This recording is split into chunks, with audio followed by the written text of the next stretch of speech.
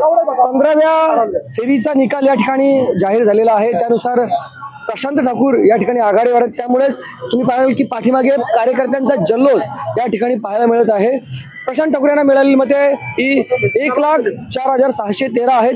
तर बालराम पाटील यांना मिळालेली मते आहेत 77,537 आहेत। तर लीना गरड यांना 31,400 मतं मिळाले आहेत। लीना गरड यांना मिळालेली मतं 31,400 आणि प्रशांत ठाकूर यांची आघाडी 27,076 अशी आहे। म्हणजे अजून देखील लीना गरड यांची मतं जी आहेत ना ही प्रशांत ठाकूर यांना मिळालेल्या आघाडीपेक्षा थोडीशी जास्तच आहेत।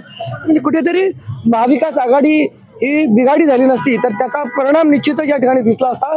परंतु महाविकास आघाडीमध्ये जी बिघाडी झाली त्यामुळे प्रशांत ठाकूर यांना सातत्याने फायदा होताना दिसत आहे आणि त्यांना मिळणारी आघाडी आहे ती वाढलेली आहे। अंतिमतः जी मतं मी सांगितली प्रशांत ठाकूर यांची मतं आहेत 1,04,613।